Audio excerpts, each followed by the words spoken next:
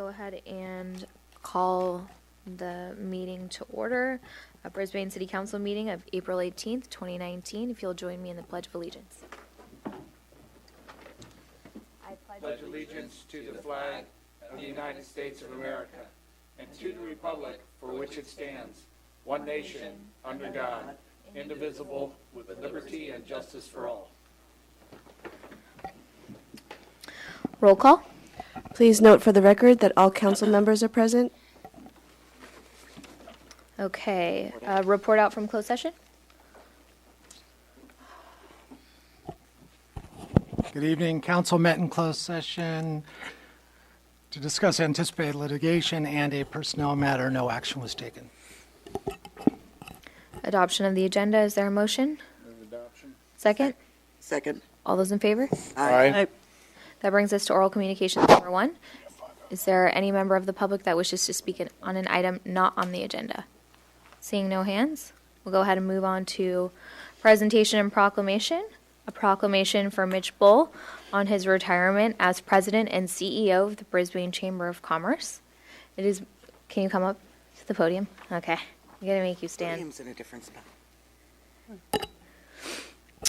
So it's my honor to present Mitch Bull with a proclamation on his retirement, and I'll go ahead and read that out loud. A proclamation of the City Council of the City of Brisbane recognizing Mitch Bull upon his retirement as CEO of the Brisbane Chamber. Whereas, for the last 25 years, Mitch Bull has served the Brisbane Chamber, 14 years as a board member and 10 years as its CEO. Whereas during his tenure, he established a number of events and programs. While on the board, he suggested the Excellence in Education Scholarship Awards, in which Brisbane students from elementary school through high school, along with exceptional educators, are recognized for their outstanding performance through scholarships and awards. To date, the Brisbane Chamber of Commerce has awarded nearly $300,000 worth of scholarships and has made a significant impact in the lives of hundreds of students and their educational pursuits. Whereas, Mitch also helped create the Students in Business and Government program, which introduces 8th grade students to businesses through a shadowing day. This experience allows students to get a first-hand sense of a possible career path and has inspired the career choices of numerous individuals, myself included. Whereas, as CEO, Mitch created the Business Expo in conjunction with other North County chambers, showcasing the strength of our business community and giving these businesses an opportunity to market themselves to customers. He also worked with other chambers to arrange the State of the County, where local leaders and legislators address business issues. Whereas through his tenure, Mitch strengthened the relationship between Brisbane businesses, the city, and the community, and created an atmosphere that fostered dialogue and collaboration. Mitch refocused the chamber from being event-driven to one of advocacy and action, ensuring the perspectives of businesses were considered in a balanced way. Under his leadership, the chamber partnered with the League of Women Voters to sponsor Candidates Forum during election season and annually sponsored the city's State of the City Address, thereby promoting citizens' access to key information. Whereas, Mitch used his background in journalism to enhance Brisbane's business journal, The Luminary, taking the publication from a newsletter to an 8-page paper. This decision proved to be a fiscal triumph and transformed The Luminary into a paper beloved not by only the business community but by Brisbane citizens. In an age where papers are disappearing, The Luminary continues to grow, sustains readership, and serves as one of the primary ways to deliver information to the community. Whereas, during his time with the Chamber, Mitch planned dozens of mixers and events, which created an environment that fostered networking and learning amongst neighbors, businesses, and city officials. He has helped businesses find places to rent, promoted them to new customers, advised them on how to get involved, and introduced them to the community with ribbon cuttings.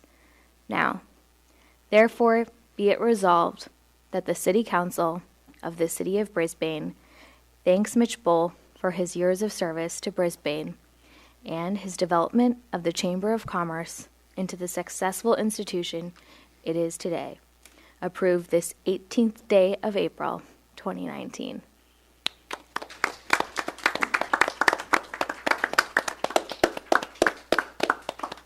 Proclamation. So I have the official proclamation here for you, if you wouldn't mind. Thank you. Mitch. I know. We're going to say some more nice things about you. Okay. So, Mitch, thank you for coming tonight and allowing us to honor you. We are eternally grateful for the service that you've done for Brisbane, serving as the CEO of the Chamber. You have enhanced that organization, I think, beyond anyone's wildest dreams, and really made it an institution that we rely on, that we have such a great working relationship with, and that really does so much for not only our business community, but our community at large. And we are going to miss you an incredible amount, but we're so grateful to still have you working at City Hall as the city's economic development director. And, you know, we're looking forward to seeing your face still on a regular basis. But thank you so much for everything that you've done for Brisbane thus far. I appreciate it. Great. Thank you, Mayor Davis and the council. It should be noted that what we do at the Chamber is where I might be the face of the franchise and the luminary, it takes the whole board and our membership to do and achieve what we've done. And we wouldn't have done anything without our board members and our business community donating for scholarships and doing the mixers and doing everything else with the schools. So it's not just me, but it's been an honor and a privilege to lead them for 11 years and to be working in Brisbane from 1990 to the present time, and I really never thought that was going to happen. The 29 years so far has gone very, very fast. And Clark still has dark hair. I used to have dark hair too when I started. So I'll ask you for your secret later. But thank you all. I appreciate it. Thank you. Thank you, I Mitch. just want to say a little something. You would. Mitch, I always find it really hard to believe that Mitch doesn't live in Brisbane. No. Because you love this town. I mean, it just comes out of you. And this has got to feel like a second home to you. Oh, it does. And when you talk about the business community, you were. What I really enjoyed working with you as the president of the chamber was that you were able to bridge the communities together and have one community. And when you came on as the president, the relationship with the city wasn't the best. And Clark and I we formed that economic development subcommittee, and we started working with you, and the relationship just got stronger, we've done a lot of wonderful things in collaboration together, and really excited about the future of the chamber. And thank you for getting us to this place, and of course we know you're still going to be with us as the economic development director, and you're a valuable part of what goes on here at City Hall and throughout the community. So thank you very much. Thank you. I mean, everyone that works here and lives here, we're all part of one big Brisbane ecosystem. And I think everyone wants it to move forward and be the best place that it can be. As I said last night, Brisbane and the Chamber, we're very similar. We're small but mighty. And the rest of the peninsula knows that now. Yeah. So. Yeah, and- Absolutely. Yeah, Mitch, I want to thank you, especially because, when I was first elected to the council in '93, I somehow became the liaison to the Chamber of Commerce, and I remember the meetings you used to have with the board of directors at like 7 o'clock in the morning up at the AAA building, and it seemed like it was a storeroom or something, and it was a total different atmosphere and energy, and like Cliff was alluding to about not a great relationship with the city at the time, you know, you really changed things when you became the CEO, because you were on the board and you went through that whole progression and you kind of saw the vision of what you projected as what it should be. And with the board of directors, which changed, you took it there. And, you know, you did a great job doing that. And the most impressive part was that you always remained objective. You were never really taking political sides in a sense, you know, that, and that's a tough thing to do in a small town, especially, you know, the chamber is kind of like a de facto city government. It used to be the city government, you know, at one point before Brisbane was incorporated. You know, the business people would kind of help, you know, run things along with the fire department. And then, you know, it was pretty chaotic. But, you know, there was a lot of overhold with that. But, you know, you really kind of helped that cohesiveness with the city government and the businesses. And did a great job. And I'm glad that you're still going to be around. At least in the director as a community development director. I know it's part-time, but, you know, it's always good to see you and talk with you. You've always got a lot of knowledge and wisdom, you know, and what's going on. You keep up with the pulse. So thank you, Mitch, for everything you've done. Thank you. Anybody else? No? Very good. Okay. All been said. Thank Thanks. Okay.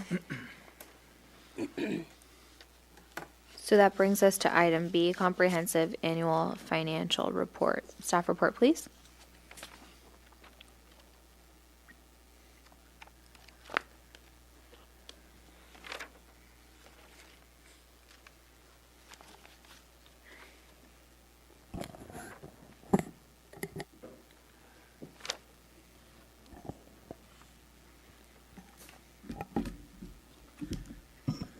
Good evening, Mayor Pro Tem, and council members. My name is Carolina Ewan. I'm the Financial Services Manager working with Stuart. And thank you for this time to allow us to review what we call the CAFR, just a comprehensive annual financial report, the most recent one that we completed for the year ending June 30, 2018. It's a process, a lengthy process, so just going to go through a little background of the CAFR itself for the benefit of the viewers, what it is, what it does, why we do it, and highlighting some areas for the council. Alrighty, so why do we do this? Why do we torture ourselves to go through this process? So it is the responsibility of the finance team to provide accurate information for the public through the CAFR. And so we have to go through several areas of standards and guidelines, learn a process to make sure that the information that we're providing is meaningful, it's accurate, and one of the authoritative body that governs what we do is GASB, which is the Governmental Accounting Standards Board. And so we have to work with our auditors to go through these pronouncements that they have issued over the years to make sure that our financial statements comply and that it's easy for the readers and the users to follow along with what we're doing and see the results of our performance over the year. So the users can be taxpayers, council members, investors, creditors, and others who will use the financial statements, as well as internal staff, just to see the progress of how the city is doing. I just kind of want to give a little background on the GASB timeline. For the first 49 standards, it started in 1984. It took them 22 years to do up to 49 standards. Since then, they're up to 90. So that's another 41 in 12 years. So they're accelerating a lot of these pronouncements. And a lot of that has to do with the fact that they want to make governmental financial statements pretty comparable to what you'll see with public companies, so that the creditors and analysts on Wall Street anyone who are going to be investing in our bonds can do a similar analysis, that they won't have to really put on the government hat versus the corporate world hat when they're reading financial statements. So that is the direction that GASB is going with these financials. So there's a lot of pickup and learning that needs to be done on the government side. So annual audits are required by law. California requires us to do this every year. And then for compliance, because we do issue bonds, it's important that we comply with the requirements, not only to perform the annual audit, but also to make sure that it's done by the end of the year. And thankfully, I just want to report that we did this past year. Okay, moving on to the structure of the CAFR. They are all similar: introductory section, a financial section, and a statistical section. Again, these are guidelines based off of GASB direction. First of all, the introductory section, it provides general information of the city structure, services, and environment of the city. And if you notice, when you did receive your CAFR booklets, there are several tabs on the side. So the first one, it's tabbed by each section. So the table of contents, the letter of transmittal, which is one of the only documents that is a forward-looking document within the CAFR, which is also like a cheerleading section, kind of highlighting and the city, the results, but also forward-looking to include outlooks and economic expectations to kind of give a little bit more light to the financials. Then you'll see the organizational chart and the principal officials. The next tab is the financial section. So the first item in the financial section is the independent auditor's report. Our auditors are Mays & Associates, and they've been auditing us for several years now. They predated me, and I've been enjoying working with them. One of the things that they are doing is also supplying us with educational opportunity to make sure that we're keeping up with the standards. So we appreciate that. The independent auditor's report describes the procedures that they've taken, and it delineates the responsibilities between the auditors and management. So it's very important to understand that the numbers and the financials actually belong to management and the city, but it's the auditors that help compile it for us. But it is our responsibility to make sure that the numbers are, and the decision-making behind those numbers are proper. And the key paragraph within that auditor's report is the opinion. It's opinion of the financials. So moving on to the next, yay! Brisbane received a clean opinion, which is a good thing. It adds a level of trust to our financials. You'll notice it says, in our opinion, the financial statements referred to above present fairly in all material respects. So that's the culmination of all of their work. This is that one paragraph that tells everybody about the financials of their opinion. This also highlights that the finance team is doing a good job in packaging how our daily transactions are presented in the published results. So again, we were on time this year for bond compliance, so we are very proud of that. Moving on to another part of the financial section is the MD&A, or known as Management's Discussion and Analysis. It is a very high level, also kind of like the highlight reel for the financials. It is supposed to be objective analysis and make it easily readable for the reader, for the users. But it does review all of the various funds, not just the general fund. So it's very important to understand when you're reading it that you're going to find some more information on the additional sides of the organization. Some people refer to the MD&A as the executive summary, so that you can take a higher look at what transpired during the year. So the basic financials themselves, they're made up of the financial statements, the notes to the financials, and then for governmental financials, there's the required supplementary information section. And then at the very end of the CAFR is the statistical section. Now this is not audited, but it is a representation of what's transpired financial trends are shown for 10 years. So you can follow along with what's happened in Brisbane for the last 10 years. The next area is the revenue capacity, and this examines significant revenue sources. And for Brisbane, that's primarily property taxes. So that's what you're going to see. It's not just trends, but it's also exposures, who are the highest property taxpayers. So it gives you a nice little flavor of what's going on in the city. If something were to happen with one of these property taxpayers, or where we could start seeing how those are affecting how we could make better decisions going forward. We can start isolating if there are any issues that we need to deal with. Debt capacity shows the affordability of current debt and the ability to issue future debt. And this is actually an area that also is served for compliance purposes for some of our bonds. The demographic and economic information, it brings to life the environment surrounding the city.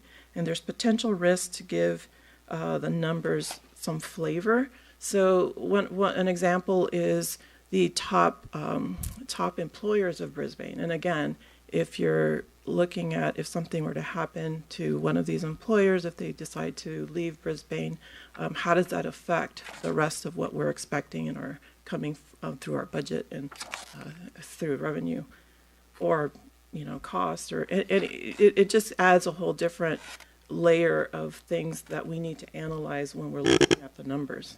There's so much more involved. The operating trends that we use are provided by GASB. They have guidelines that we have to follow on what operating trends we have to report, and we can also add some that we like to use as our own key points and key metrics. But it's a very interesting area because if you correlate it with the financial results, in some cases, if let's say the expenses were lower than expected, and some people may say that's a good thing, that's being efficient. But then if you look on the operating trends and you notice that maybe the services weren't in compliance or at the level that we were expecting, so does that mean that we didn't spend the money that we saved money by not spending on the services that we were expecting to serve for our constituents? So it's a good way to keep in balance and look at the numbers, the environment. All of these areas are very informational and help you give a better idea of what's going on in Brisbane. Moving on, how to read the CAFR. So are we all confused yet? By this poor little guy. This is just a suggestion, recommendation on what each component does as you're analyzing the CAFR and how you're reading it. So, of course, the statements provide the numbers. The highlights come through the transmittal letter and the MD&A. The notes give a lot of background and important details. So if you're looking for loan information or debt information, the notes are going to give the details that the financial statements themselves are at a very high level. You dig down in the notes. And then finally, again, the statistical section that reveals the trends. So when you do go into the basic financial statements, there are two versions, or two representations, I should say. You have the government-wide, which includes the general fund and the what we call business-type funds or proprietary funds. And the city doesn't really look at itself that way because if you look on the government-wide, it's the single unit of all of the city. But we really look at ourselves, or when we're doing the budget, we really look at the general fund, and then the proprietary enterprise are handled differently. So the government-wide was really intentional to have the user see the city as a whole. And it changes the whole way of the presentation. So it's a governmental activity versus business type activity. So it's really looking at operational accountability. And it includes capital assets and long-term debt, even though for current reasons it's not a cash flow issue, but for long-term it helps you helps the reader get an understanding of, as a whole, what's going on with Brisbane and the utility funds and the marina funds all built together. Whereas the fund financials, it's separated. And so you'll have the general fund on considered a modified accrual, which is more like a cash basis based off of the 1-year budget that we're looking at, because you're really looking at the resources of the current period. So you're not going to have cash flow. There are certain things you're not going to have, long-term debt in the governmental funds. But the proprietary, the enterprise funds, those you have to look long-term. You have to have capital asset reporting and debt reporting, because those units are supposed to be self-sustaining. So we charge fees in the enterprise, the utilities. We charge fees for water, let's say, and those fees are supposed to help that business take care of itself, pay for all of those expenses. Whereas the general fund, the governmental funds, it's more of a resource. So there are taxes involved that we issue so that we could provide services. There are terminology differences when you look at the government-wide versus the fund financials. So here's just a representation of what those differences are. The main difference that I wanted to show is of the statement of cash flow. So for government-wide, there isn't a statement of cash flow because it's looking at it as a current period. But on the fund financials, the proprietary will have the statement of cash flows, whereas the governmental and fiduciary will not. So again, the statement of cash flows is basically taking your accruals and reconciling them to backing it into a cash operational representation. Okay, moving on to the current year. Some highlights that we wanted to reflect and a little on for the general fund. We had total revenues of almost $20 million. That includes operating as well as transfers in to the general fund from some of the other funds. And that exceeded the budget by over $2 million. And one of the reasons is for the higher than expected sales taxes that came in. And then we also exceeded in property taxes. We had some planning fees that were not expected in the 2018 year that came in. So we have some developments coming in. So that all contributed to our total revenue of 20 or the excess of over the budget. And then also, if you look at the governmental version of the income statement, which is the statement of revenue, expenditures, and changes in fund balance, it also talks about expenditures. So we had a total of $20 million, and that includes our operating costs, our operating expenditures, plus transfers out. So combined, that was over 20, and that exceeded the budget by almost $3 million. And some of the reasons for that overage was the personnel shift that we moved from the marina to now the general fund. There were some planning costs that were higher as the planning came in on the revenue side. We also saw some costs on the expenditure side, and then there was some significant overtime to cover the NorCal fires. It's really the Sonoma County and Napa County fires, which included not only the fire but also police. So there was a lot of overtime that we incurred and we saw. We did get some reimbursements, but those came in through another revenue side, but the expenditures themselves were shown here. So that left us with a fund balance of $11.5 million. And unfortunately, we can't use all of the 11. Only a portion is available. So when you're talking about the general fund and fund balance, you have to look at it as a resource for what we're going to use for services. but some of it is targeted already. So there's the non-spendable, restricted, and assigned. So these are forms of legal restrictions, like a principal of a loan receivable that we can't spend for that long-term portion. There's restricted, that could be external restrictions by creditors or grantors that you have to maintain as in a reserve. Or those we have assigned, which are earmarked resources for ourselves. And then, so this includes encumbrances for future year.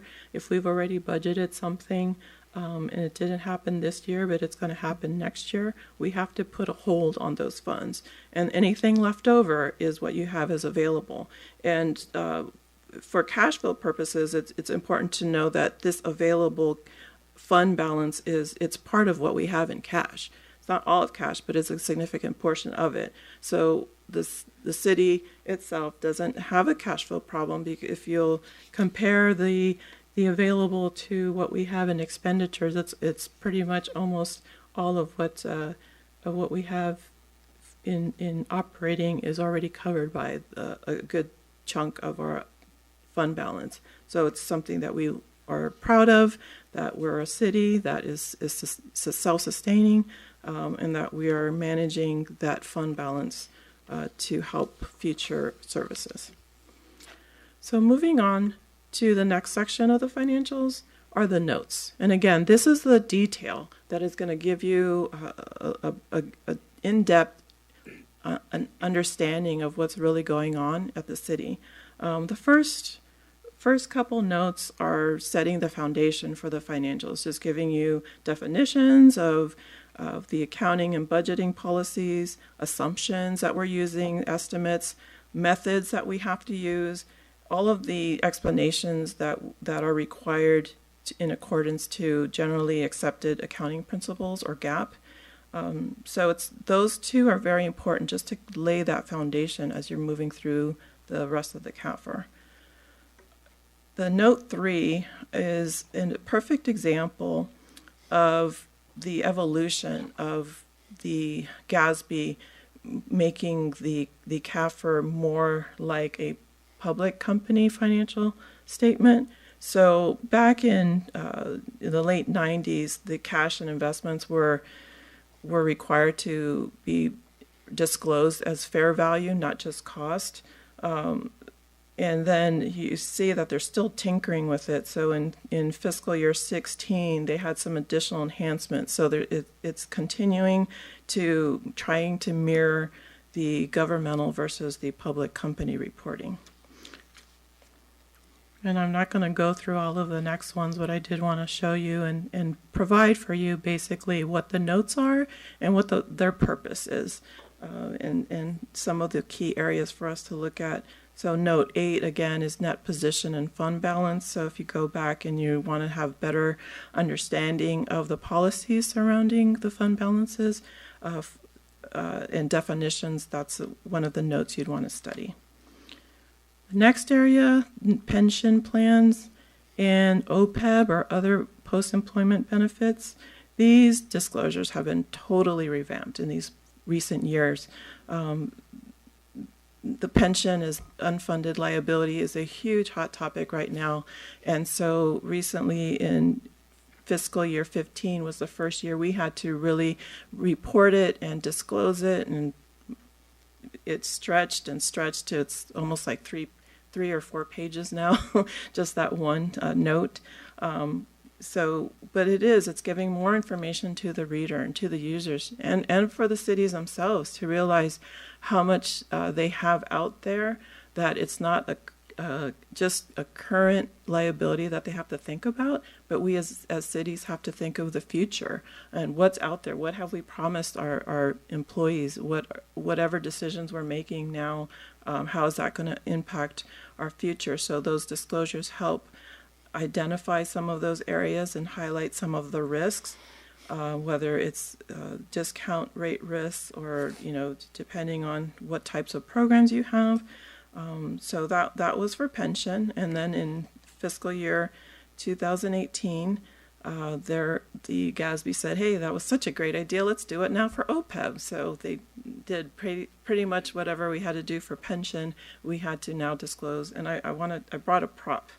I want you to see how thick this is, just that one pronouncement was for the OPEB. So all of these pages, over 200 pages, we have to research, making sure we're going through our own activities and making sure we're in compliance. So, yes, it's a lot of fun. Yes. Efficiency of government, huh? And then several other notes out there for us. Finally, moving to slide 19. The last note is subsequent events. This is an area to highlight because what happens at the end of the fiscal year, there could be quite a bit of activity between the time of the close of the fiscal year to when they issue the financials. So this note is very important, and they reach out to the attorneys, they reach out to creditors, and just to make sure that everything that there's nothing out there that could possibly alter the interpretation of your financials. So one example that we had in this past year was we purchased a fire apparatus for over $600,000 during the months of July or August, right after the end of the close of the year. So that could alter someone's perspective on our cash, on that $600,000. What is that going to do to our cash? What is that going to do for capital assets? So it's something to help the reader know that what's transpired between this period of time that could possibly impact my decision of what I want to do related to the city of Brisbane. Okay, so moving on to the topic du jour, pensions and retirement. This graph or chart is reflecting the various types of pension plans we have, or retirement plans and post-employment benefits that have a long-term unfunded liability. So that's what that middle column is. It's not the total liability, it's just the unfunded liability that we're highlighting here. And then we also wanted to contrast that on the right side on how much of that line item is funded.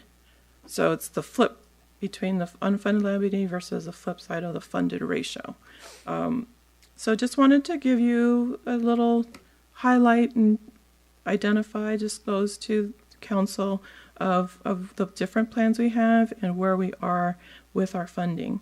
The information comes from valuation reports from a prior year, and that's how it's always a year behind when we're measuring the various retirement plans.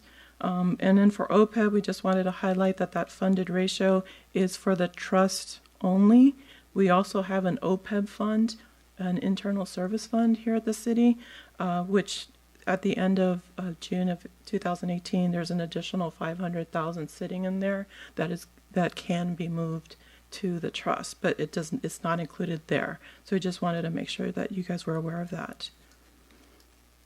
Okay. And then another hot topic is debt. How much debt does the city have? So we wanted to highlight, this is just the general fund, not the enterprise debt, but just the general fund, the governmental funds of $9.8 million. But we wanted to highlight how it's going to be paid down over the next 16 years. So it's gradually falling off, and we've indicated the various amounts of each item and when it falls off. So wanted to give you that perspective because it's helpful to understand if we want to issue more debt, what does that mean? If we want to refund something, what does that mean? So this is nice informational for you. Moving on to the last component of the financial section are the required supplementary information reports, or RSI. These are not included within the scope of the opinion of the audit, but it's more informational. It's definitely something specific to governmental accounting. And it goes into areas of providing more detail of the non-major funds, some of the internal service funds, and fiduciary funds. After this, we have the statistics, which we've already discussed, and that's the end of the CAFR. However, there's still more product that the auditors provide. They, in addition to the CAFR, they also offer what they call the Memorandum on Internal Control, or we refer to as the MOIC. And this is to give management some discussion points. It looks at the internal controls during the audit just to make sure that they feel that they can rely on the numbers that we're providing. And so what this does, it's not made public to anyone else, but it's really for management and council to review or discuss. But what it would do is if there were potential material weaknesses in the internal controls, that what they would call deficiencies in the internal control, they would have to highlight and identify that.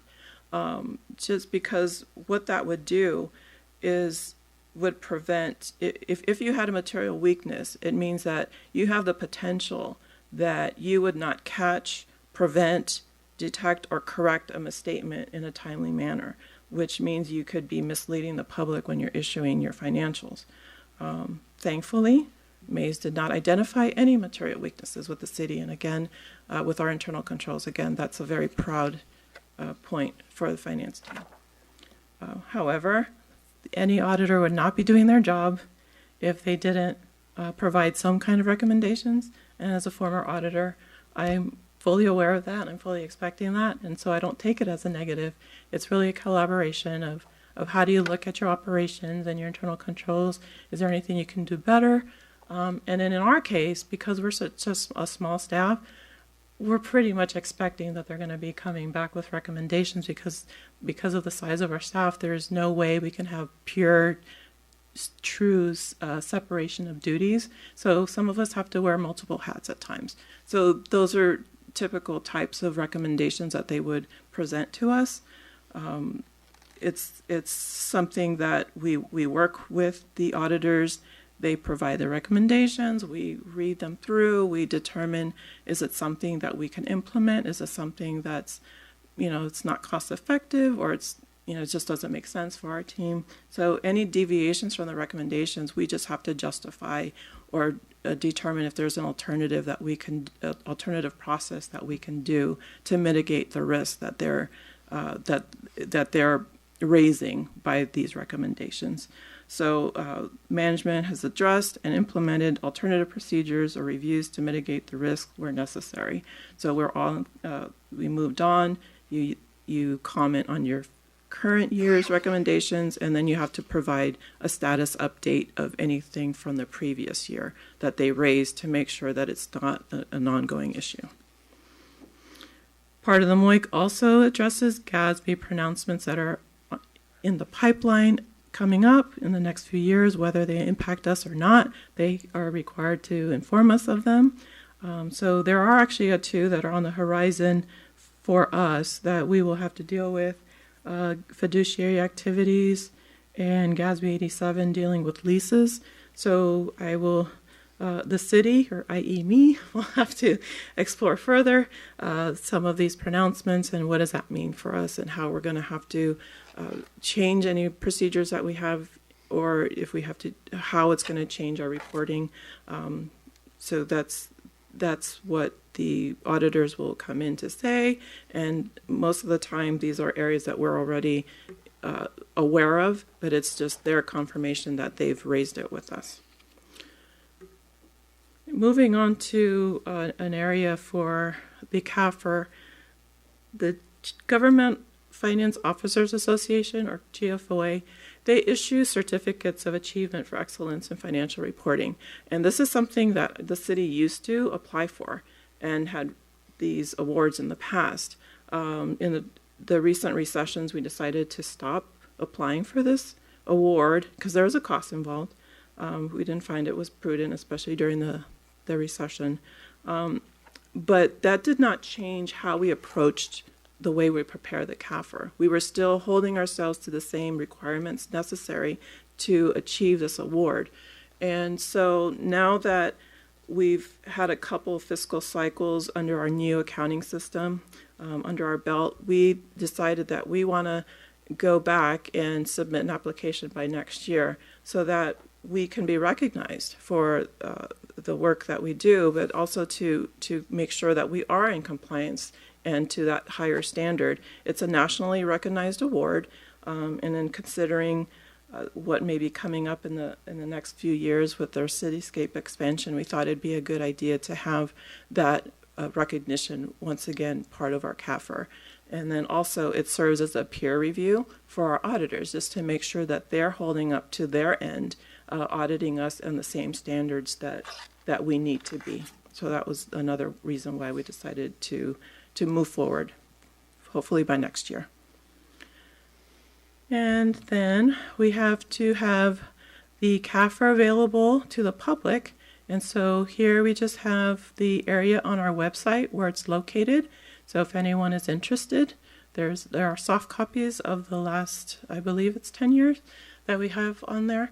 So if you are ever looking for some interesting reading, feel free to go on the website, and you can see past history.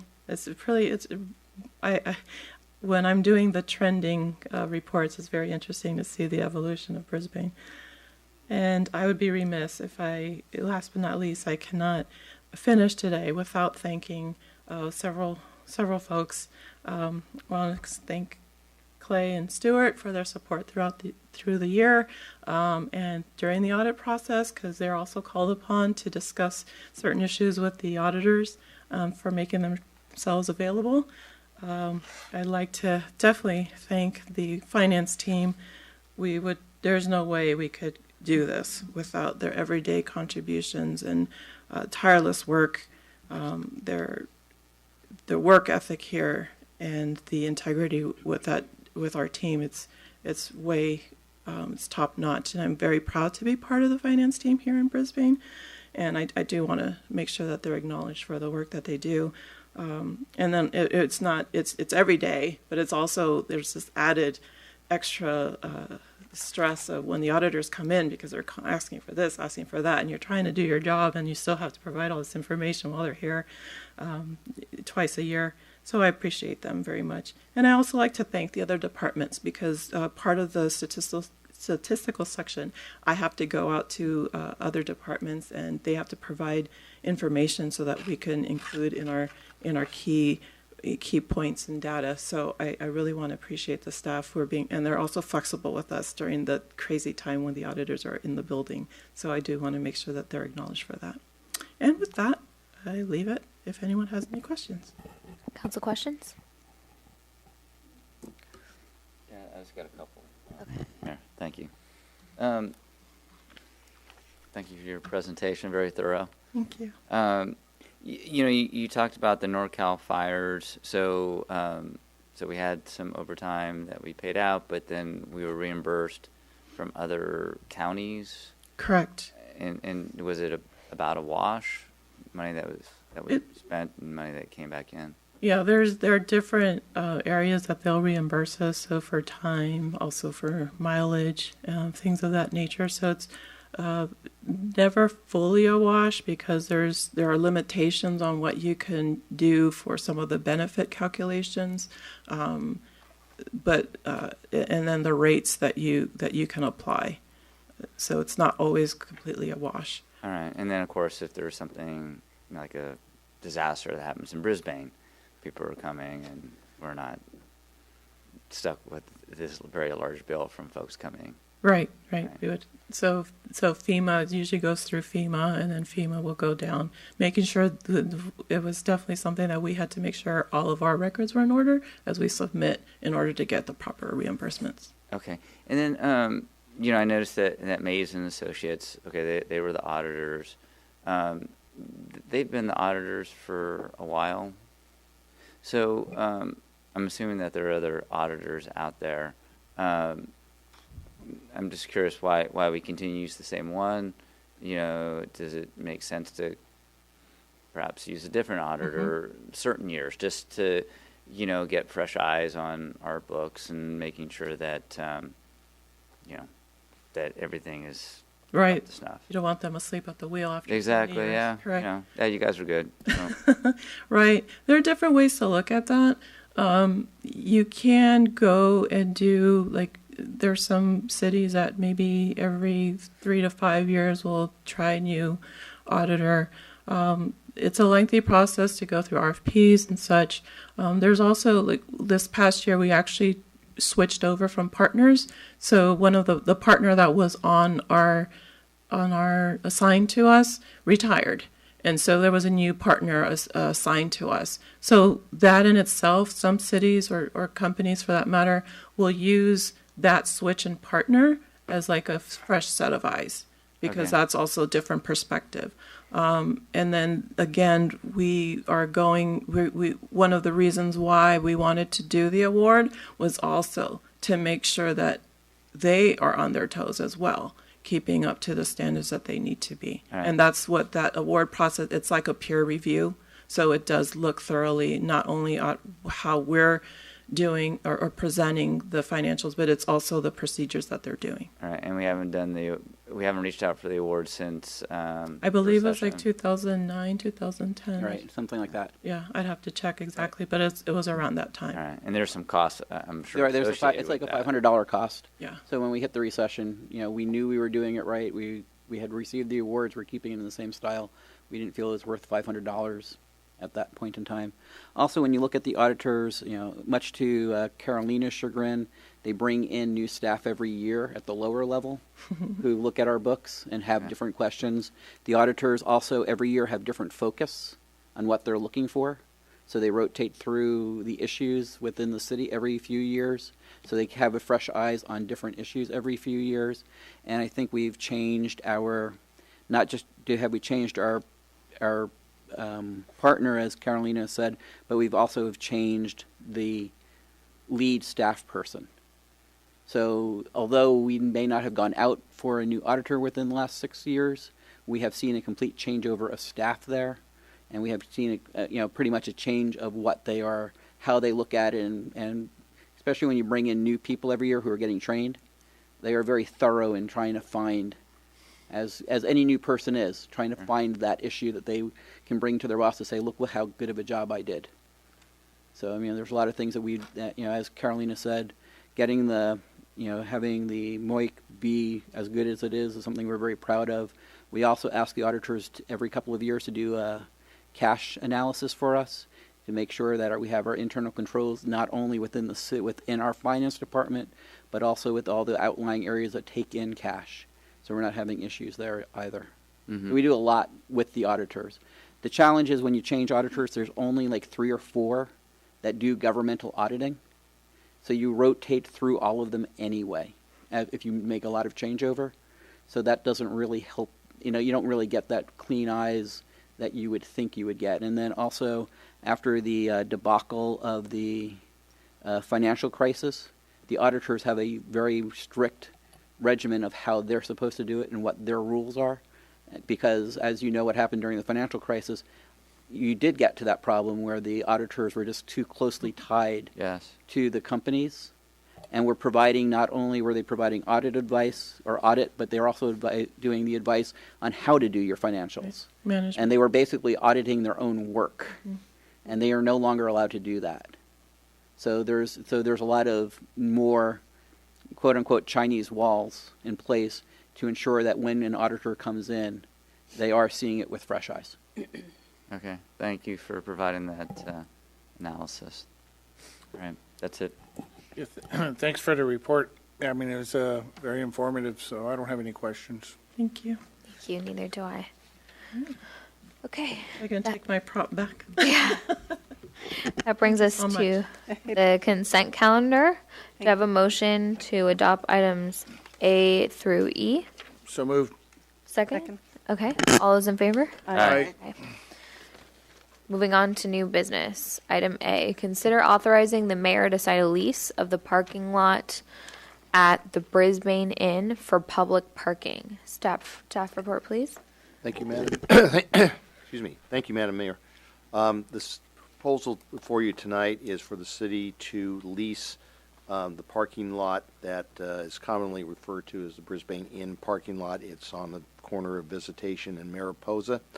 The price will be $2,500 a month.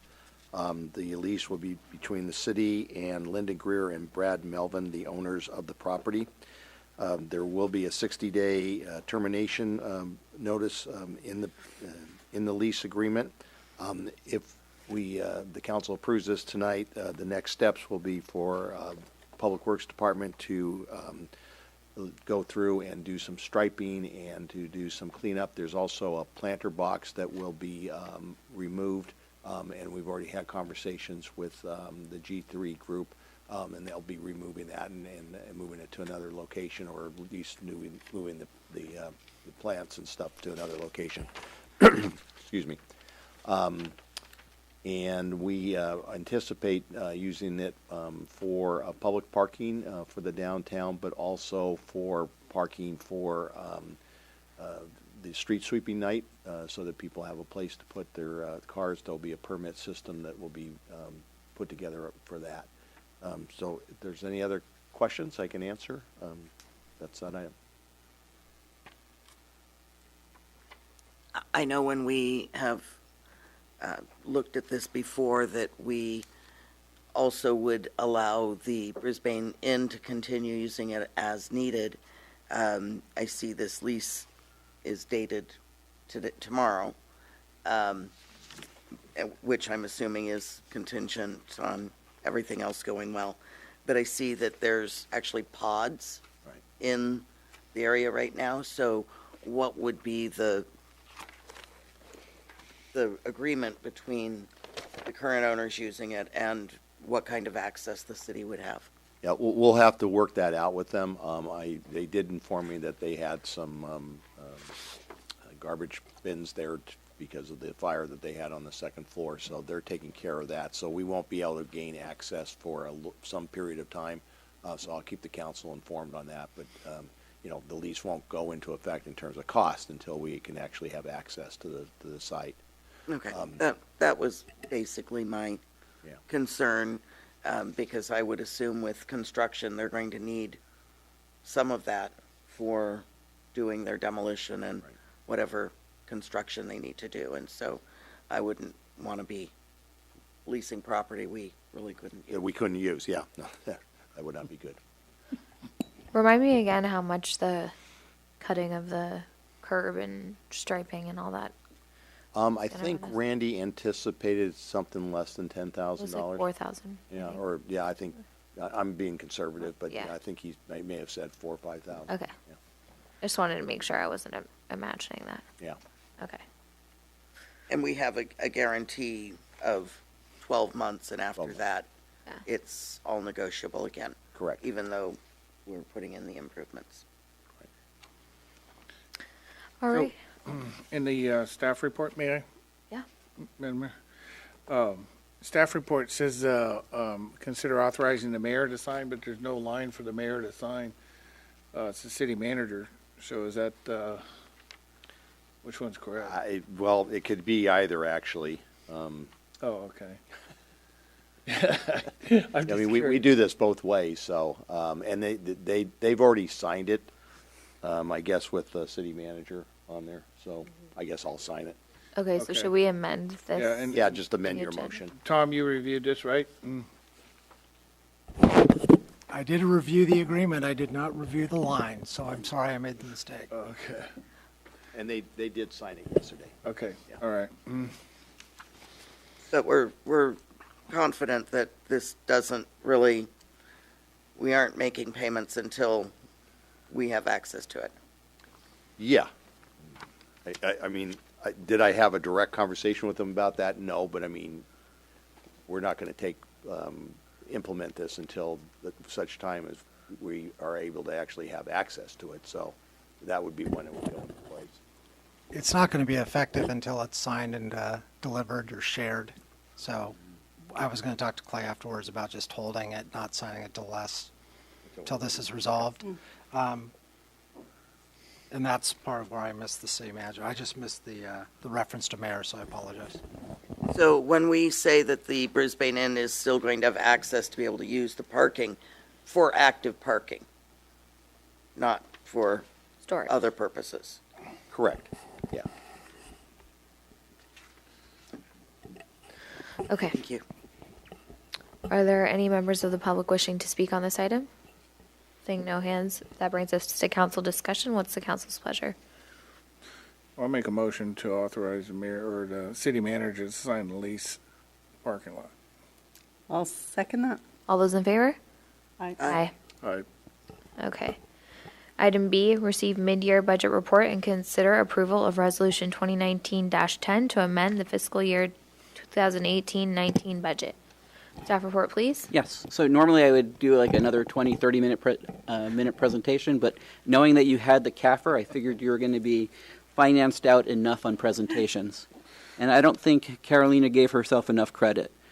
Coming in after Betsy, who did a really phenomenal job, she stepped in. Not only did she make sure that our CAFR and our accounting systems were kept up to date, but she also was able to make sure that Tyler was implemented, and that the auditors have said that, you know, the implementation of Tyler has continued to provide the top-notch level of finances that we have in the past. So I very much appreciate what Carolina has been able to do for us over that period of time. Having said that, let me go into the mid-year budget review. The page 4 is the crucial portion of this. It is a summary of how we ended up in 2017-18, which Carolina just gave you an understanding of, and then looking at what the 2018-2019 is looking like. As Carolina had said, our ending fund balance ended up with what I would say would be $11,065,000 of unassigned and non-spendable money. The non-spendable, as Carolina pointed out, are loans that we have made to other funds or to for housing issues. Both of those could be reassigned to other funds if we needed to, the utility fund or another fund like that. So the city does have $11,065,000 available in the general fund that it can allocate for other purposes. The city's budget for this year is looking very good. As Carolina pointed out, last year's budget came in very high on revenues. One of those reasons was the sales tax. Sales tax is still doing very well. Last year when I made my projections, we didn't know quite what the ending balance was. I projected $4.4 million, and this is one of my biggest mistakes of the year.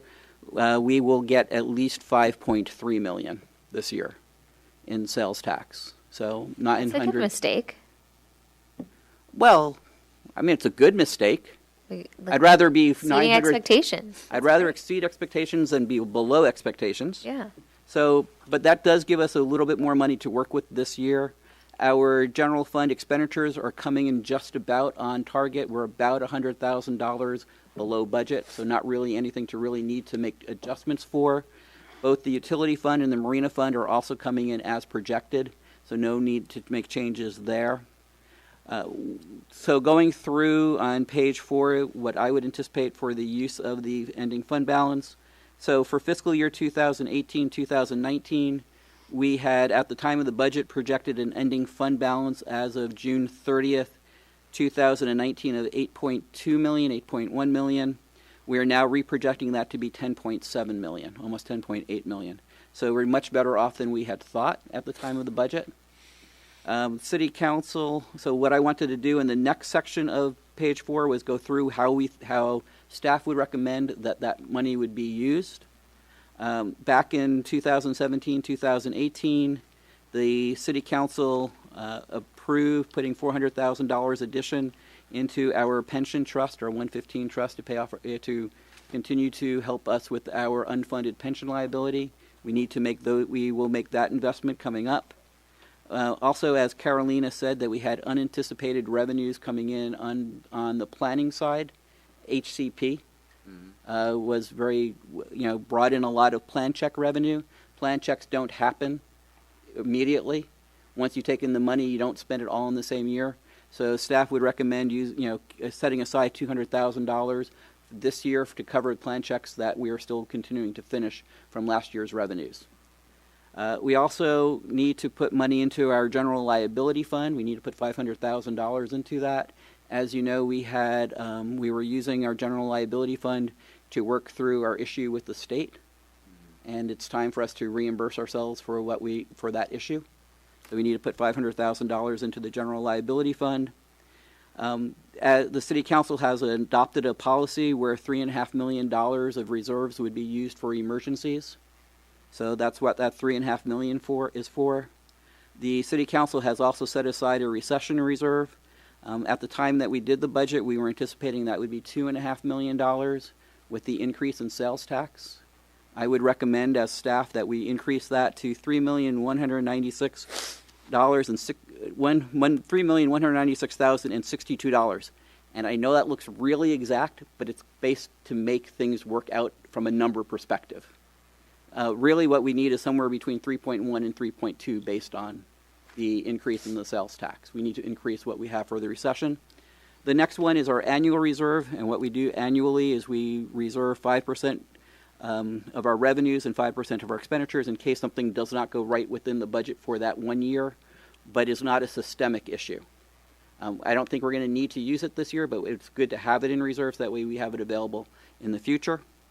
So that would leave us $1 million available in additional reserves.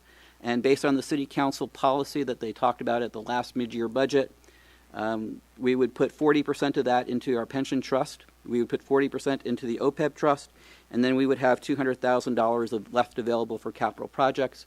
We'll be bringing back our capital project program in June. So that would be the city staff's recommendation on how to use the reserves, and that was reflected in the resolution that we have attached. One of the things that staff is thinking we need to do at this point is really develop a policy on how we're going to fund our 115 pension trust fund. Right now we have, after this year, we will have approximately $1 million in the reserve in the trust fund. As you saw, we have about $20 million of unfunded liability. The good news is that the unfunded liability is mostly for the classic employees in Tier 1. So that will be going away in 20 years. So that's the good news. In 20 years, we won't have that unfunded liability anymore. The other side of it is it's going to be 20 years before it goes away. So the more money we can put aside now to deal with it, the better. If we put it into the trust, it grows at a faster rate than if we're just having it in our own bank account. Our own bank account grows, as you see on our monthly financials, about 1%, whereas when we have it invested in a broader array of stocks and bonds, it can grow at about 5 to 6%, which is what we anticipate. So we would say that we would want to put more money in there, but we don't really have a policy as to where we want to get to. Do we want to fully fund the entire pension trust or unfunded liability? Would that be a good idea, or do we want to fund a portion of it? The budgets and the financial projections that I've presented in the past show us always making our PERS annual payment. And as you saw, we still, in our 5-year projections that I showed you with the last budget year, we are still in a good financial position even through those periods. So it's not as important to fully pay off our unfunded liability at this point in time, but it may make some sense to say that we want to get to $3 million, $4 million, like a certain number of years worth of unfunded liability. So that way, if we do have a recession, we can hit our pension trust to make our unfunded liability payment for a number of years, and therefore use our recession reserves more for our ongoing operations. And what staff would recommend is that we work with the Financial Policy Administrative Committee to develop a policy that we could bring back to you at a later date. So that would be our recommendation as to what we would see would be prudent financial decisions at this point in time. I know it's not as exciting when I don't have a PowerPoint presentation, but I'm sorry. It's okay. I'm disappointed. But, I'm coming back June 4th with my capital project, so stay tuned. There's always a fun one. Yeah.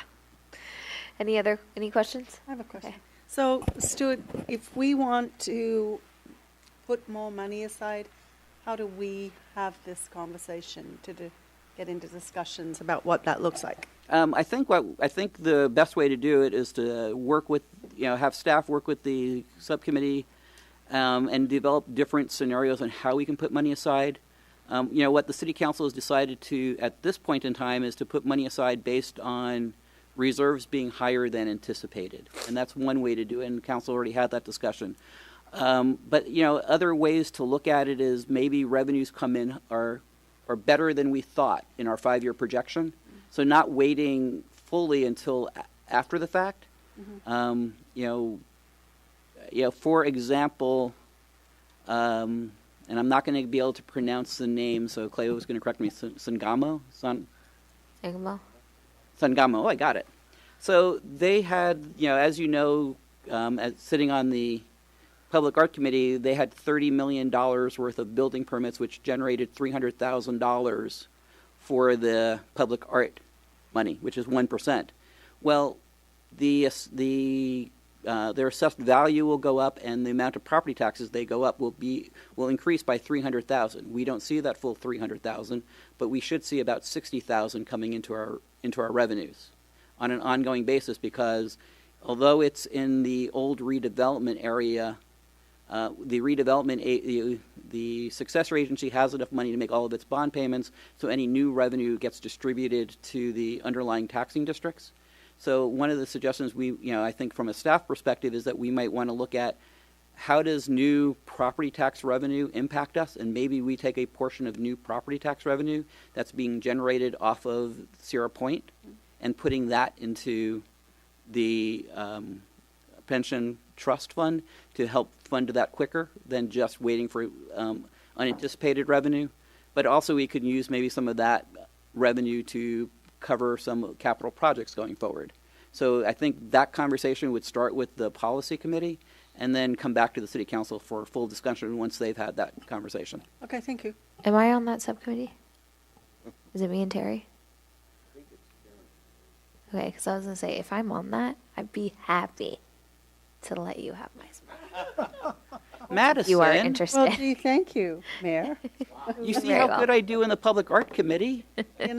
I'm just getting all these new places.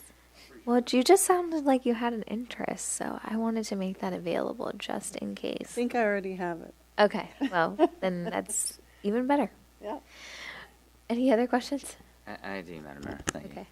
Okay. So, Stuart, I'm glad that you brought up, the kind of this notion that we should have a thorough discussion on, some kind of structure for how we put money into these funds for the pensions. Of course, we all feel that, yes, it's important that we start paying them down, we get ahead of the game, trying to find that balance in taking money, putting it there, and putting it into capital improvements that you had mentioned during our last budget hearings. There were a list of items that we decided, okay, we're going to put them on the back burner because maybe we didn't want to spend so much. But here we have this additional revenue. I know you've made these recommendations: the $400 for the pension trust, the $400,000 for OPEB, and then $200,000 for capital projects. But we're going to be having our hearings in regards to capital improvements in June. So perhaps we should wait until that time and then, look at the capital improvements in case the council would want to have a different arrangement of how that $1 million is spent. That would be a city council decision. I am going based off of the policy that the city council adopted at the last mid-year budget review. Was the 40-40-20 was what the city council adopted at the last budget review. All right. So what the council had adopted, was that for any additional revenue that comes in that we would then do this formula? Well, what it was any additional any reserves that were higher than anticipated that were not needed for other purposes. And that's what this is. This is not additional revenue per se. This is the reserves that will end up this year higher than anticipated. Okay. So that was already a council adopted policy last year. If you want to revisit that, we could revisit it. I think from a financially, I'm your finance, in my hat as finance Yeah, director. yeah, I I'm would trying to like get this. to be as conservative as I can and put money aside for the unfunded liabilities, because if we can put money aside for unfunded liabilities today, it gives us more choices for the future. And you're right, there are some choices that you need to make today on capital projects, but it's one of those things. The more money you have in the bank, the better you are in being able to make decisions when harder financial times hit. And if we put money aside if we have $1 million set aside in the pension reserve fund or the 115 trust, that is about what our annual payment is in unfunded liability for PERS. So if we have a recession, instead of hitting our general fund reserve, we can actually make that payment out of our reserve fund. So therefore, you don't have to make decisions about operations in that year. Or if if we have $2 million or $2.5 million in our OPEB fund, our annual payment is about $400,000. So you can make the decision saying, okay, we're going to pay this annual payment out of the reserves and be able to continue our operations and make those decisions. So by funding it now with this, we'd be able to have better decisions in the future. And then if we look at future revenues that were not anticipated in our 5-year plan for either putting money aside for the reserves or putting money into capital projects, I think you're going to see a growth in property tax over the next few years based on what's going on at Sierra Point.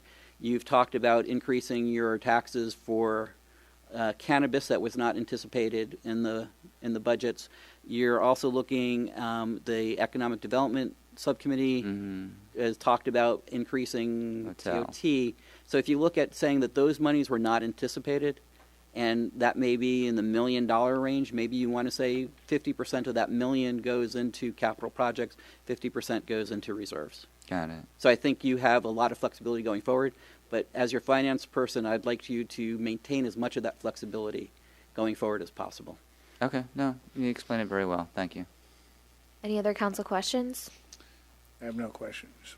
Okay. I have no more. No questions. All right. Is there any member of the public wishing to speak on this item? Okay, that brings us to council discussion. I just would like to share with my council members that, to me, the unfunded pension liabilities are one of our most pressing needs, in my opinion, and the $21 million that is unfunded, $400,000 is a drop in the bucket. So I would really hope that we stick with finding ways to reduce that. So I agree. I just wanted to Yeah, throw it but out. I mean, I'm not in disagreement about that. I mean, but Stuart, you were talking about how, does it make sense to try and pay the whole thing off? I mean, sometimes it doesn't make sense to pay it off because. Right. I mean, if you Right. think about it like buying a house, when you buy your house, you look at your mortgage and say, okay, what can I reasonably afford? And what has happened to us is that basically we got a variable rate mortgage from PERS. And our variable rate mortgage has gone up. And let us put money aside to cover some of that cost of the variable rate mortgage, but also recognize that our ongoing revenues can cover a portion of that variable rate mortgage. And I think there's a balance that can be drawn, and I think that's a much more in-depth conversation than we're prepared to have today. Yeah, absolutely. And that's why I think if we bring that question back to the Financial Policy Committee, I think they can have a few hours of real in-depth conversation to really figure where that balance should be drawn. And it becomes a question of how many years do you want to do it, what level of confidence do you want to have. I mean, there's a lot of detail in there. And I just think that would be the best place to have that conversation. Yeah, no, I agree. I didn't want to have it in depth. I just wanted to put my 2 cents worth, so to speak, out there on where priorities are, because, if we're looking at capital projects or improvement projects, it's one thing when we're talking about replacing sewer lines.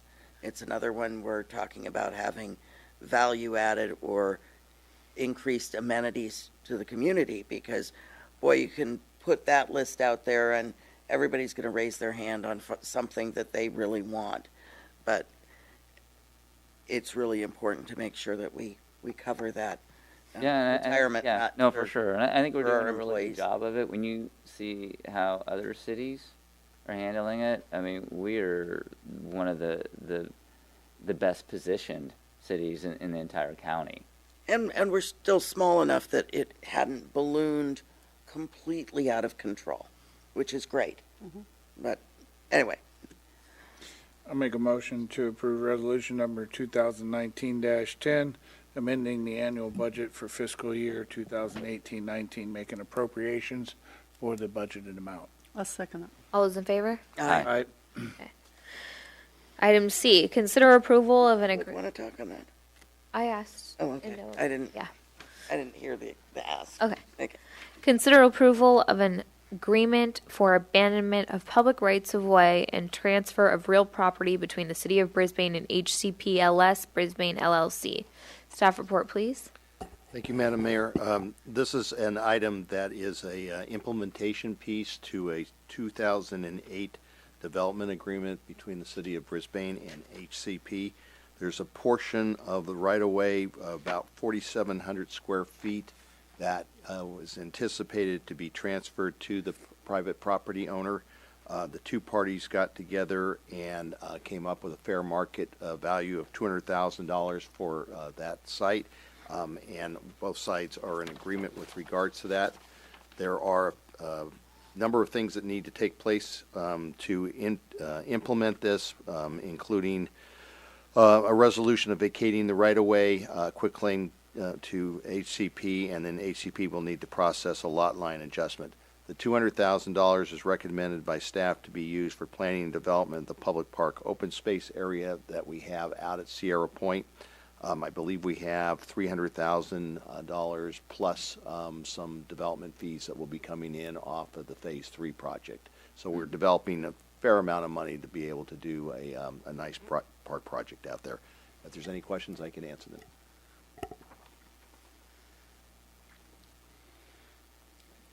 No questions? Okay. Any member of the public wishing to speak on this item? No? Okay, that brings us to council discussion.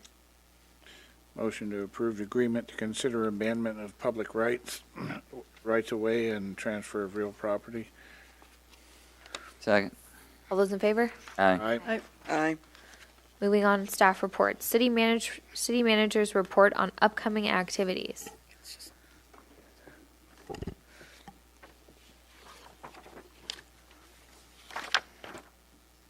Yep, that's what they are. Excuse me. So the meeting that we had on March 21st of the Home for All community meeting, the meeting notes are now available on our website, and the next meeting of this will be on May 4th at the Mission Blue Center. We will be starting that, I believe, at 2:30 with a nacho bar, and 3 o'clock the actual event. Also on that day, the 7 Mile House is having a jazz festival. So we've been talking to them about potential of them having free drink coupons that will be available at our event that you can then take out to the jazz festival. So that will be an That added is addition. great. I'm learning from you, Madison. Yes, make it fun. Make it fun. Make it fun. The Brisbane Lions Club Community Easter Egg Hunt is on April 21st, this Sunday, starting at 1 o'clock, and that's at the Lippman Field. Where are you going? I think I might skip it this year. Kids are all grown. No, I'm not going to be the fun. This is the Easter egg hunt. Will be on Saturday, April 20th at the community park. And do we have a time on that? 11:30. I will be there face painting. Okay, good. So if you want to get your face painted, stop on by. We now are accepting applications for 2 seats on the Public Arts Selection Committee. You get information on our website or call our city clerk, Ingrid Padilla. To follow up on that, that's a temporary committee for this Yes. one piece of artwork, correct? Right. Thank you. Probably should call it an ad hoc committee. Volunteers are needed. This is for the Habitat Restoration and Invasive Species Removal Day on April 27th. People are asked to meet at Calippi Hill, Monarch Drive, and Mission Blue, and the event will go from 9:30 to 12:30. Brisbane Parks and Recreation Commission and the Open Space and Ecology Committee are sponsoring this. April 27th is the spring thing for the schools. That will be held. I didn't get a chance to review this afternoon, as you can probably tell. Where is this? Oh, April 27th. It's at Mission Blue? Okay. And then Karen may want to speak to this. This is the Bay Area Border Relief. Donated toiletries are needed to drop off at City Hall during the month of May. They will be taken to the humanitarian group in Texas in June for distribution for those seeking refuge at the border. And Councilwoman Cunningham, I believe, will be attending that. Yeah. Can I add to that? Sure, absolutely. Okay, so we were the McAllen 12. There were 12 volunteers who flew down to McAllen, Texas 2 years ago now to see what was really going on at the border and was there all of this chaos that has been reported and is still being reported. And the answer was no. The chaos has been caused by our political intervention, and the town of McAllen was a very friendly place. Things had been going on there for many, many years without any ado. There were people coming from Mexico into McAllen to work Monday through Friday. Friday night they'd have dinner at one of the local Pancho Villa's restaurant. They would then get on a bus and go back to Mexico, and that's how it went for many, many years without any ado. Now the people in McAllen, Texas, to get to their grocery store that used to take them about 3 or 4 minutes can take them up to 2 hours because of so much governmental intervention, because they're brown-skinned people, most of them who live there. They get stopped and asked, are you an American all the time? So the chaos that has been created at the border is just getting worse and sadly very, very worse. And so our McAllen 12 group grew into a group called the Bay Area Border Relief. We are now under the umbrella of the Philanthropic Ventures Fund. So we're under the umbrella of a 5013C, so all donations are matched by companies who do that. And the core group of people who are part of this organization, we work with Catholic Charities out of Brownsville and McAllen.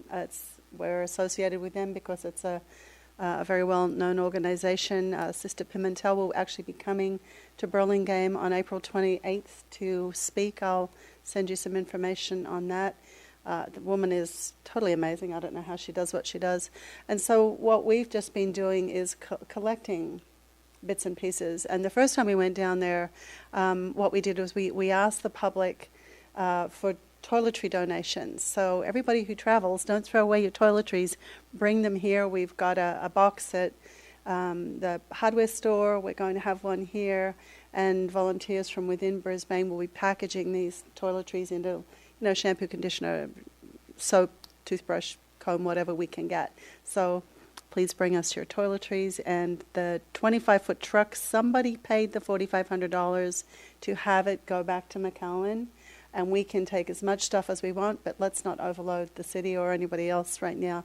Toiletries is what we're focusing on, and I'll bring you updates as to what other things that we would like donated.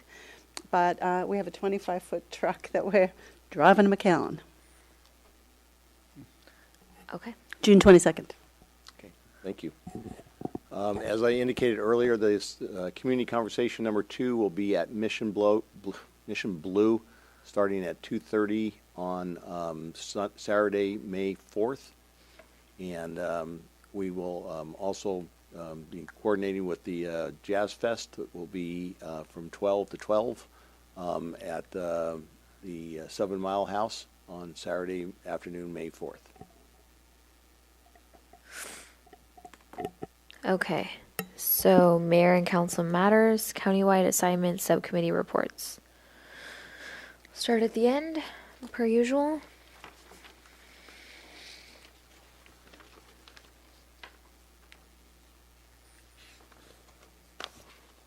I don't think I don't think I had anything. we did have progress seminar. Well, I can report out on that. It's okay if we don't have any.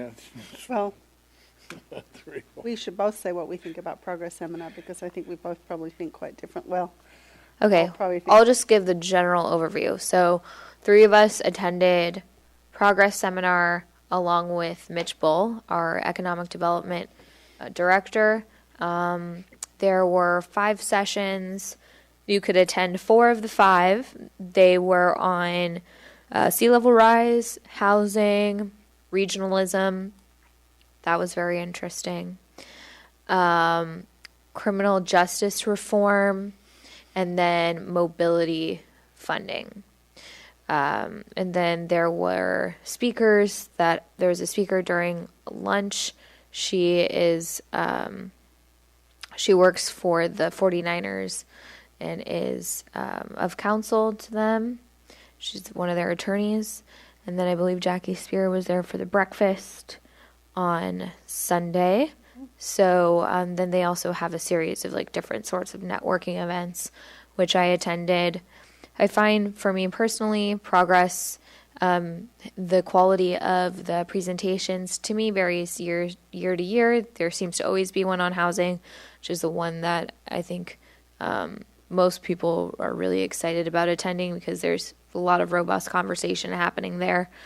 But I think that the most exciting part about Progress Seminar is really getting to know other elected officials and other members of the business community and figuring out ways that we can collaborate and where we may have shared issues and to understand how other cities might have solved something or what they're looking at, and just give each other different bits of advice or share our own experiences. There were a lot of cities that were talking about cannabis, and I was able to share kind of what we've been doing, and that was very valuable for them to learn what we're doing.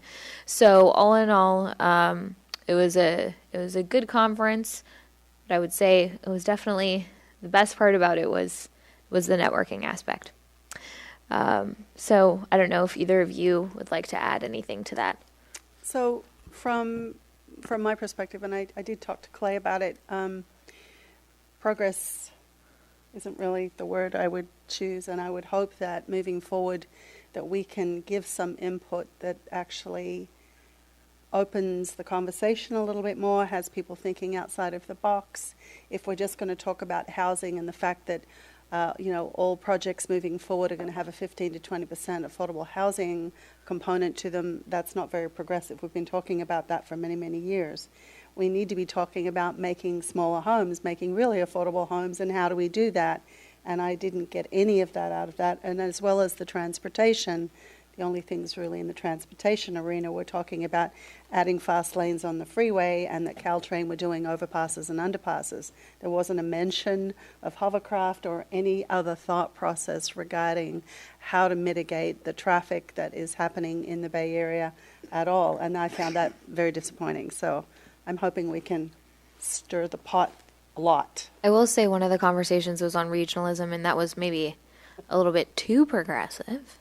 Because there was the argument that San Mateo County has too many cities, and too many councils, and too much government, and that we should all consider joining forces as one city or one entity. So, or just being a county, like they do in many parts of our country, or just a county governing. And that didn't really go over well. With anybody. So, yeah, that one didn't go over really well. But I think the kind of where that statement was kind of meant to incite some strong conversation amongst the group.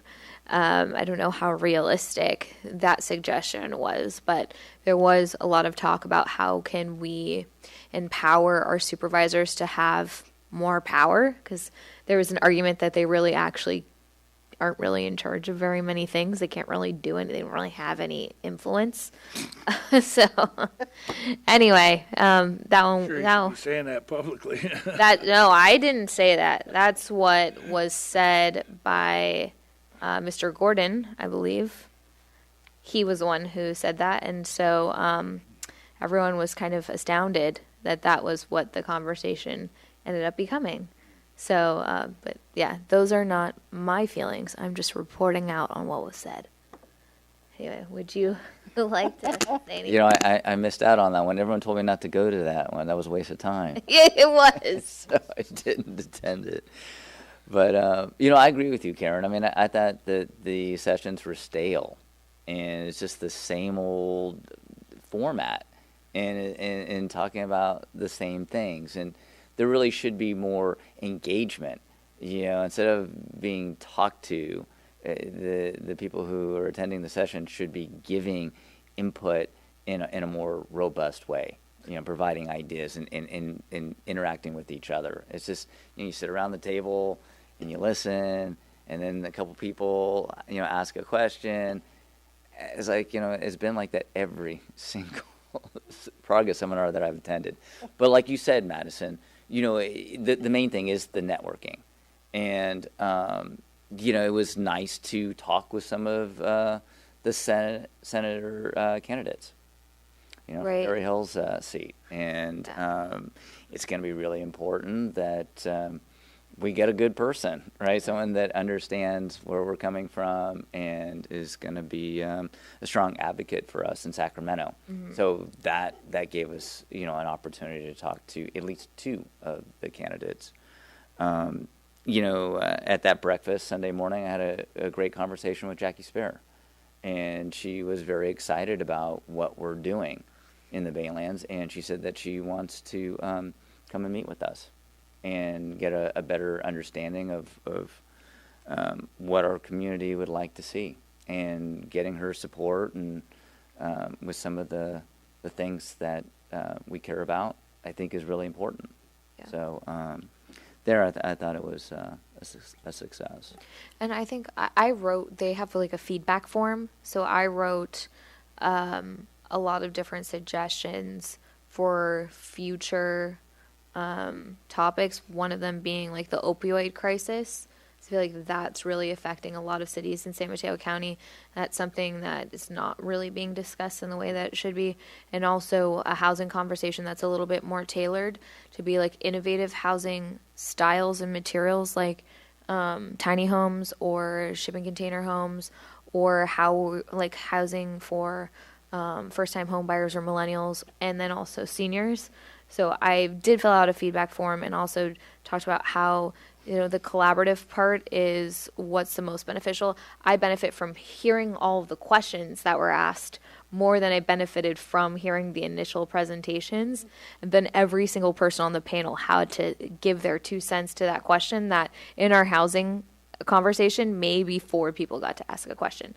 So I gave all that feedback. I'm hoping that next year is better, but I still think that it's something of value for us to attend and represent, and just be there representing Brisbane. So, May I add one more thing to that? sure. So a part of the housing, talking about the tiny homes and the container homes, which of course everybody knows I'm passionate about the container homes. When I brought up container homes, I did say, you know, I hope everybody will go away and look at this as a viable option if you don't know about them. And I got great feedback from people, so from the networking perspective, that was great. But one of the panelists said to me, well, you know, you can't do that. The state would never allow it. So I got on my text to Clay and asked if it was accurate, and it wasn't. So they weren't even giving accurate information, because as long as we abide by DCR, what was the acronym out of Sacramento? Some HCD approval, we're good to go. We could put them in tomorrow. So that wasn't accurate, and that information was given to everybody in the county. So we need to make sure that our panelists know what they're talking about too. Sure. Okay, so seeing that there's no other subcommittees, we will move on to city council meeting schedule. And one thing I just wanted to ask, Ingrid, the Council of Cities is next Friday? Yes. Next Friday, and so how many people are going? Because I think, I will be out of town. I'm going. She's going to be my proxy. yeah, and that's the one I think that Senator Weiner and Assemblymember Chu and Supervisor Canup Yes. are the guest speakers. I think They I are. don't know what the topic Joseph is. Westlake. I wonder if Supervisor Canepa is still endorsing SB 50. Find out. Council of Cities dinner next Friday. I saw him yesterday, and he didn't mention it, but Yeah, you the only one going? I think so. Where is it? I will be Joseph Daly Westlake. City. The There's a City, you know, and Westlake I think you know, Westlake you should Joe's, go if you yeah. can. It's a good meal. I will let you know, regardless. Ingrid, tomorrow. Worth it just for that. Yeah. Yeah. You know, I did have some county ones. I'll just say them real quick. Okay. All right. So we had a commute.org meeting this morning. Yeah, there was just a really good presentation on educating cities with electric vehicles. And so we're going to, so this organization called Accentra is going to try and contact the various cities in the county to Centra? Accentra, Accentra. ACCENTRA. Okay. Yeah, and then there was CCAG retreat. Clay and I attended, and you know we had a good discussion in regards to getting an update on the managed lane. So that has finalized, and there's going to be the JPA for between TA and CCAG to manage the affairs. It was a big mess in regards to how to be the owner and how that's structured, and they have all these different layers to make sure that one organization isn't got an upper hand over the other. But yeah, we'll see. I think the TA in the end will kind of run the whole show anyways. And then, so the Housing Legislative Working Group, I've attended 2 meetings, and the task force has put together a white paper. Just some of the highlights are making sure that tenant issues stay at the local level, trying to have more incentives, financial incentives for cities to build housing, because cities in San Mateo County are building housing, but we're not getting recognized for it. And trying to have corporations have more skin in the game to provide housing money for all the jobs that they're creating. And the other thing is, trying to provide some kind of language in these bills that addresses infrastructure and transportation and services that new housing creates. And, how are cities going to be able to, have additional money to make sure that the new folks that move in are being treated as good as the current residents. And then also schools, because if you increase the school population, you're going to need more teachers, and you might need to, have construction at the various schools. So, and we had our economic development meeting today, and one of the things that we talked about, that Stuart mentioned, was the putting the TOT on the ballot to increase it from 12% to 14%, and that was it. Wait, you had a tour. Would you be willing to report out on what that was like? I would love to. So yesterday, Mitch and Angel and I did a tour of Caliva in San Jose. It was pretty stunning, actually. So to give people an idea of how that place works, you arrive at the front door with your California ID, you slide it through a reader that then goes straight to the DMV. If they give you the thumbs up, you can actually walk inside the building. Without that approval, you can't even get into the building. And then in another foyer that looks like the foyer of a small hotel, and you present yourself at the front desk and let them know why you're there. For us, it was we were doing a tour with senior management at Kaliva, and for other people, they were there to shop in the store, the retail part of the operation. And so every single person you could imagine was covered. It was the young stoner to the older people who were there for their medications, in fact, I guess, and everybody in between, people in suits, people in running gear, everybody was there.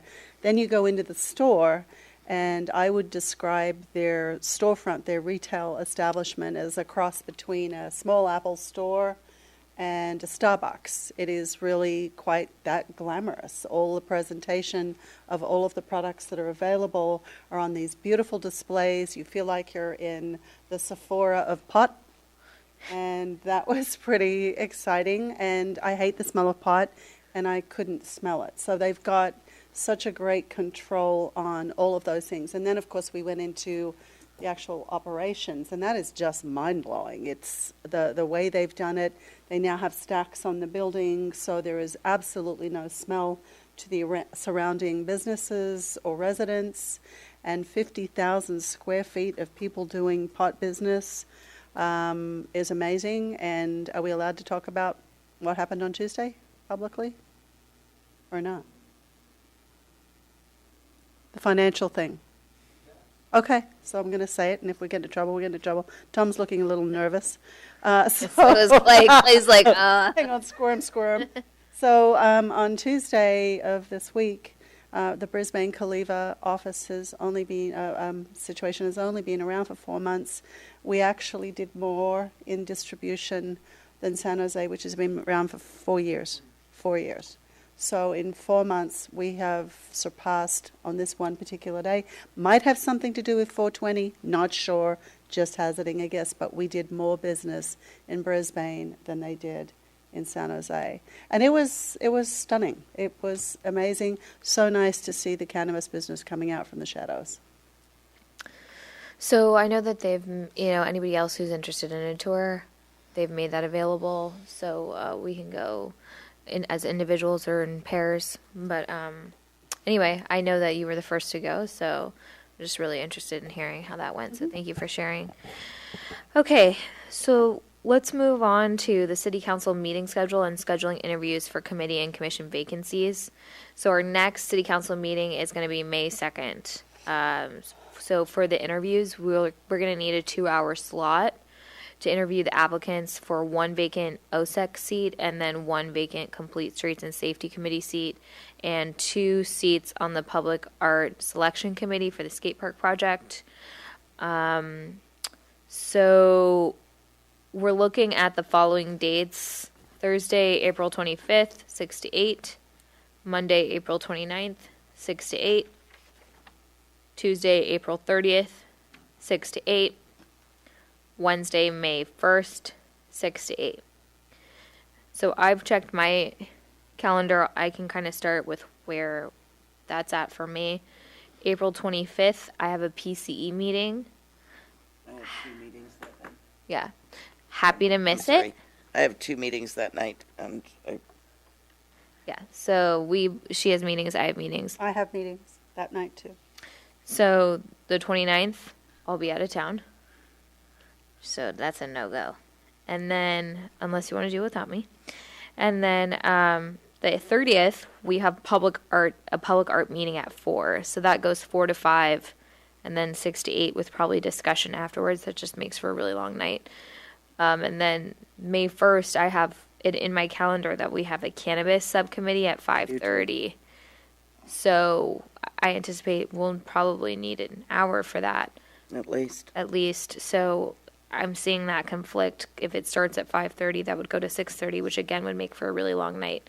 I'm not available the 29th, 30th, and May 1st. Those 3, Monday, Tuesday, Wednesday. Yeah, so I'm seeing conflicts with pretty much every date, at least for me, unless people... 8th or 9th is the last 2 days, the first 2 days that really I can, in May, 8th or 9th. That's a Wednesday and a Thursday that, for some reason, I don't have anything scheduled, but actually, there might be a SFO roundtable one of those Yeah, days. on the 9th. 8th would probably work okay for me. I will not be here. We had nothing on my calendar, so I'm on vacation. Okay. I'm okay on the 8th. Yeah, I'm going to be at ASU for my daughter's graduation. So maybe we want to send out a doodle poll. Sorry. We might have to do after Cliff also comes back from your vacation, When are you gone? Yeah, so, the 5th through the 15th. yeah. Oh, you're really gone. And I'm gone 3rd through 10th. Okay. I'm gone until the 29th. Doodle poll. Okay. Yeah. Great. Well, we'll come back to that. I'm always gone. Yeah, the Pacific. Well, you asked us to bring our calendars. We all did. So our next regular scheduled meeting will be May 2nd, and then our May 16th meeting is canceled. Or what? Oh, yes. May 16th. Yes. Yeah. What is the reason for that cancellation? Could we do it on that night, or A couple of council I- members. I'm- are oh, Karen's available. gone? I was I'm in gone. Las Oh, Vegas. you're gone too. Okay. Kidding. And I think you said you were going to be gone. No, I'm so here. I wish I was gone. Anyway, okay. Written communications. We have received one correspondence from Silicon Valley Community Foundation regarding census funding opportunity. That was received on April 11th, 2019. That brings us to oral communications number 2. Any member of the item wish to speak at this time? Seeing no hands, we'll move on to adjournment. Is there a motion? So moved. Second? Second. All those in favor? Aye. Aye. Aye.